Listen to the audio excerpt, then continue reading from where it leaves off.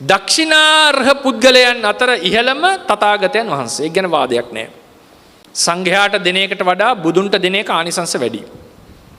ඒ පැහැදිලිනේ. සතපුඤ්ඤ ලක්ෂණයෙන්ම පැහැදිලිනේ. පාරමී පූර්ණයෙන්ම පැහැදිලිනේ. සියලු සංඝයා එකතු වුණත් සංඝ රත්නයට දුන්නත් බුද්ධ රත්නයට දෙන එක උතුම් කියලා කියන්නේ. එතකොට ඒකට හේතුව තව කරුණක් බලන්න. බුද්ධ රත්නය දෙන එක උතුම්. මොකද අපි දක්ෂිනාවන් දෙන්නේ යම් යම් බලාපොරොත්තු ප්‍රාර්ථනා ඉෂ්ට කරගන්නට.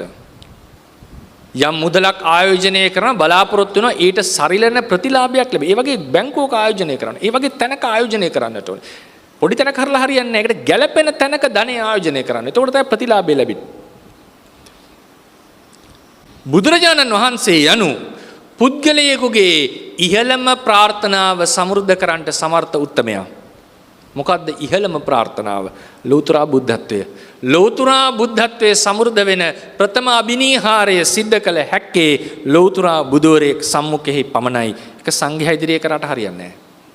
ඒ නිසා දක්ෂිනාර්ය පුද්ගලයන් අතර සම්මා සම්බුදුරජාණන් වහන්සේ ජීවමාන සම්මා සම්බුදුරජාණන් වහන්සේ ඉහළයි.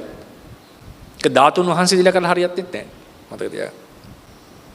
නමුත් පිරිසක් ලෙස සැලකුවොත් සමූහයක් ලෙස සැලකුවොත් ඉහළම දක්ෂිනාර්ය සමූහය ශ්‍රාවක සංඝරත්නය.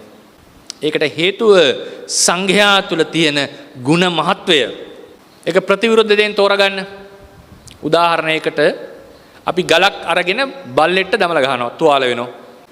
ඒ ගලම අරගෙන ඒ හිතෙන්ම සම්මා සම්බුදුරයට දමලා ගහනවා. පාපයන් දෙක සමානද? නෑ. එකකේ මුළු සසරක්ම ඉවරයිනේ. ඒකට හේතුව මොකද්ද? සම්මා සම්බුදුරජාණන් වහන්සේ තුල තියෙන ಗುಣ මහත්වය. ಗುಣ මහත්වය වැඩි වෙන්නට කරන්නා වූ අපරාධයේ ධර්ම විපාක ගෙන දෙනවා. ಗುಣ මහත්වය වැඩි වන්නට කරන්නා උපකාරය මහත්ඵලයි මහානිසංසයි. ඒ නිසා ශ්‍රාවක සංඝයා අර කියන සුපටිපන්න, උජුපටිපන්න, ඥායපටිපන්න, සාමීචිපටිපන්න ආදී ගුණයන්ගෙන් යුක්ත වන බැවින් දක්ඛිනෙයයි කරන්නා වූ දානය පූජාව මහත්ඵල මහානිසංස කර දීමට තරම් ගුණයෙන් යුක්තයි. ඒ බැවින් සංඝයා දක්ඛිනෙයයි.